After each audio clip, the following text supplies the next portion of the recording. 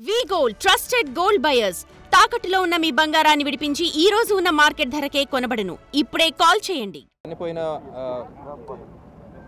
Victims అందరిది DNA comparison వాళ్ళ రిలేటివ్స్తో FSL నుంచి ఈరోజు రావడం జరిగింది. Basing on the reports from FSL మనం మృతుల డెడ్ బాడీస్ ఏమున్నాయో వాళ్ళ రిలేటివ్స్కి అప్పక్కించడం స్టార్ట్ చేశాము. ఆ రోజు ఇంకా ఒకరిది ఐడెంటిఫై కాలేదు. నిన్న నైట్ మనకి క్లూజ్ వచ్చి వాళ్ళ రిలేటివ్స్ కూడా చిత్తూరుకి చెందిన ఆయన వాళ్ళ రిలేటివ్స్ కూడా వచ్చి ఈరోజు వాళ్ళది రిపోర్ట్ కూడా వచ్చిన తర్వాత వాళ్ళ బాడీస్ని కూడా హ్యాండ్ ఓవర్ చేయడం జరుగుతుందండి.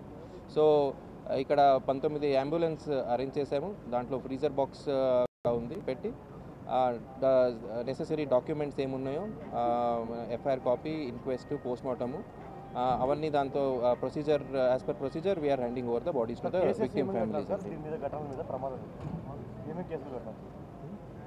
సో ఆల్రెడీ మొన్న జరిగిన ఇన్సిడెంట్లో ఒక ఎఫ్ఐఆర్ ఉలింతకొండ పోలీస్ స్టేషన్ నుంచి చేయడం జరిగింది. నిన్న మనకి వచ్చిన కొత్త ఫ్యాక్ట్స్లో అంటే 2 వీలర్ సపరేట్గా స్లైడ్ అయ్యి పడడము, దానికి ఇంకొకటి సపరేట్ ఎఫ్ఐఆర్ ఇష్యూ చేయడం జరిగింది. రీకన్స్ట్రక్షన్లో ఇటు ఎర్రిస్వామి స్టేట్మెంట్ ఏ విధంగా ఉంది, డ్రైవర్ స్టేట్మెంట్ ఏ విధంగా ఉంది, పోలీసుల దర్యాప్తులో ఏం తేలింది అసలు? సో అంటిల్ ఇప్పుడు దాకా మనకి ఇన్వెస్టిగేషన్లో వెలుగులోకి వచ్చింది ఏమంటే, ఫస్ట్ ఇద్దరు 2 వీలర్స్లో వెళ్ళారు కదా, వాళ్ళు ఫస్ట్ స్లైడ్ అయ్యి రోడ్లో పడడము, ఆ తర్వాత బస్సు వచ్చి రోడ్ మీద ఉన్న 2 వీలర్ని హిట్ చేసుకుంటూ అక్కడ అగ్ని ప్రమాదం జరిగినట్టు మాకు తెలుసు.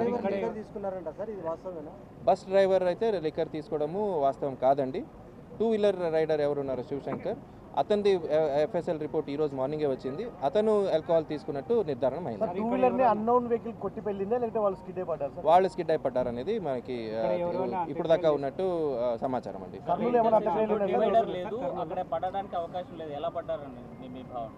అక్కడ డివైడర్ ఉందండి. డివైడర్కి పడ్డే బాడీ రోడ్ మీద ఉన్నప్పుడు పిలియన్ రైడర్ ఎవరున్నారో ఆ బాడీని కొంచెం పక్కకు లాగారు.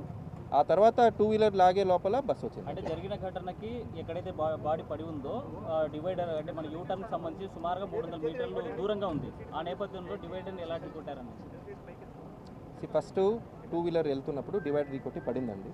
ఆ స్పీడ్లో 2 వీలర్ అనేది ఒక 20 మీటర్ ముందుకు వెళ్ళింది.